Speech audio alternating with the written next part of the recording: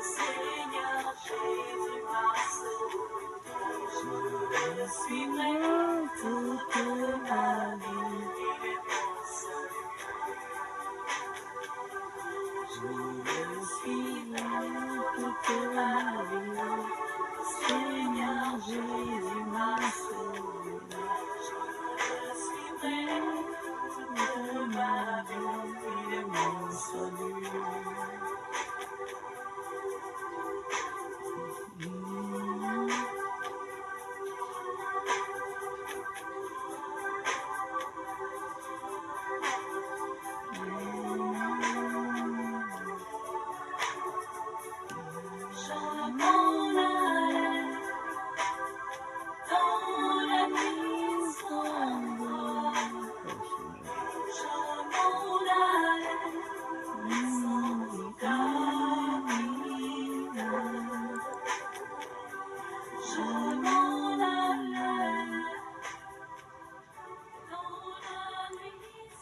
Oh, le Seigneur est merveilleux.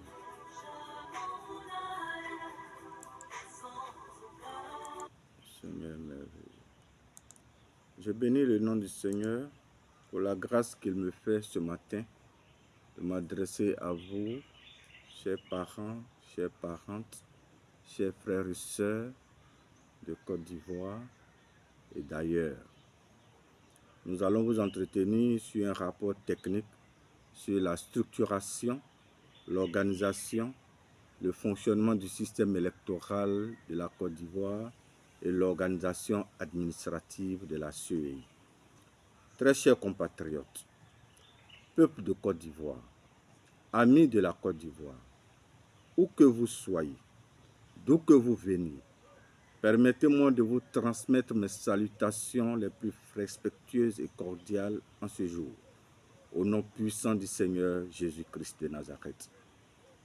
Avec votre permission, mesdames et messieurs, chers membres des organisations de la société civile, chers membres des partis politiques, chers frères et sœurs ivoiriens et amis de la Côte d'Ivoire, vivant dans ce pays ou à l'extérieur de ce pays, à la veille des échéances électorales prochaines de 2025, marquant le début du nouveau cycle électoral, nous avons décidé, sous l'égide de notre Seigneur Jésus-Christ et au nom de COP International, de partager avec vous un rapport technique sur la structuration, l'organisation, le fonctionnement du système électoral et l'organisation administrative de la CEI.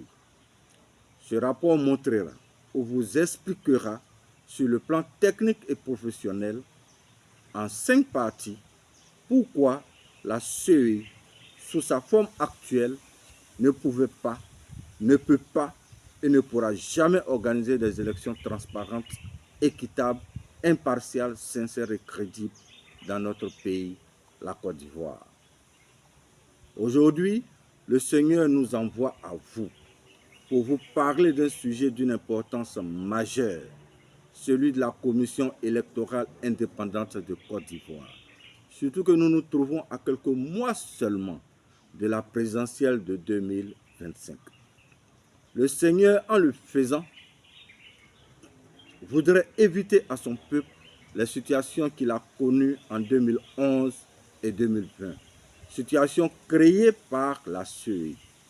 Et c'est ce que nous allons vous expliquer à travers ce rapport technique.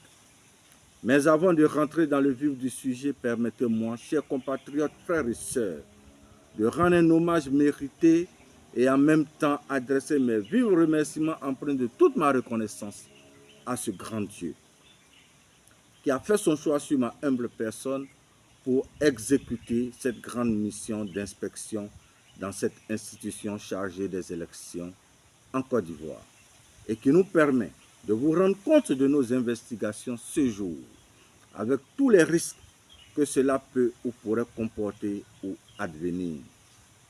Nous voudrons aussi féliciter et remercier tous ces experts avec qui nous avons travaillé dans le cadre de COP International, qui est un organisme international de conseil en stratégie et gestion de la prospective électorale. Cet organisme regroupe des experts étrangers et nationaux, dont certains ont travaillé même à la CEI. En effet, le Seigneur nous a permis de rentrer à la CEI en janvier 2020 par le biais de certains amis et frères que nous saluons et remercions au passage, et d'en sortir en février 2024. Voudrais-je m'adresser à vous, chers amis et frères de la CEI, que cette intervention vidéo n'a rien de personnel contre vous. Finalement, nous avons fini par comprendre que notre présence dans cette institution relevait d'un ordre divin.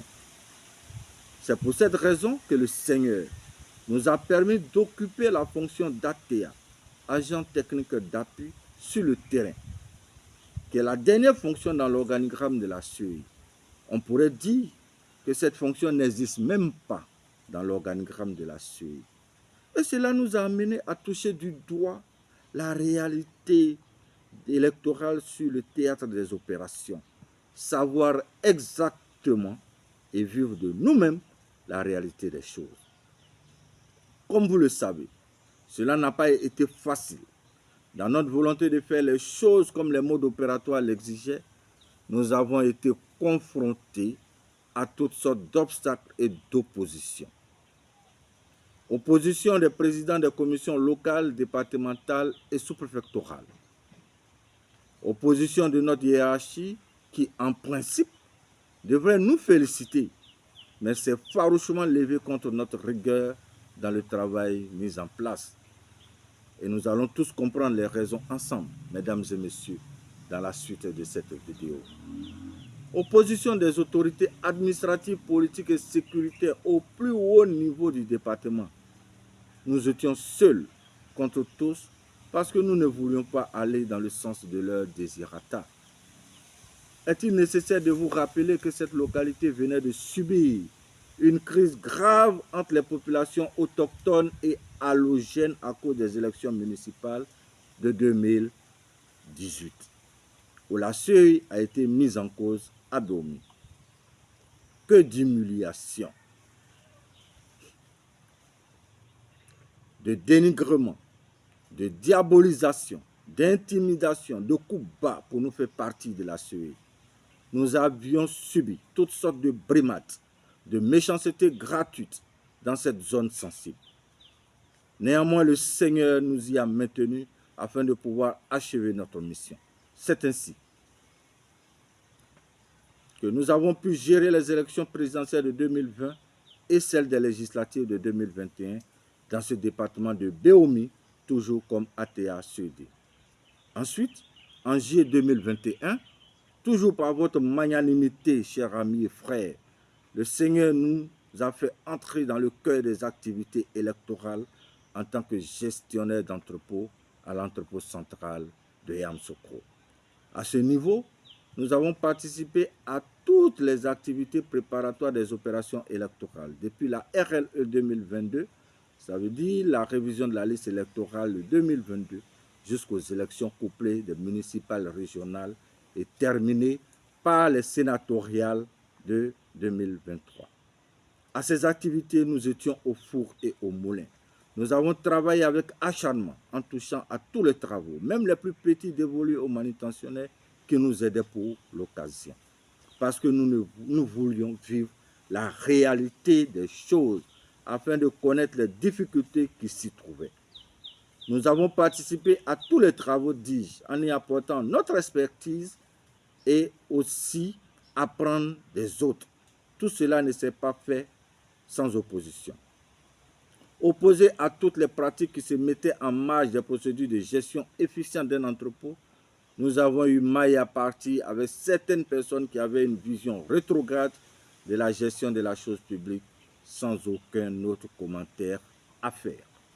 En somme, nous avons passé 4 années à la CEI à observer, à analyser, à étudier en profondeur le système électoral de la Côte d'Ivoire. Précisément le processus électoral au cours de ce cycle électoral qui vient de s'achever en septembre 2023 par les sénatoriales. Aujourd'hui, tout comme hier, ce message audiovisuel répond aux aspirations divines. Ces aspirations divines qui sont transmises au peuple de Côte d'Ivoire sous cette forme, parce que, chers frères et amis, vous avez toujours rejeté les messages que le Seigneur vous a transmis par des documents écrits, afin de réussir la mission qui est la vôtre, que le Seigneur, à travers le peuple de Côte d'Ivoire, de par sa constitution, vous a confiée. Ainsi prend fin la première partie de la première vidéo de ce rapport technique. Tout à l'heure pour la deuxième partie. Merci. Au revoir.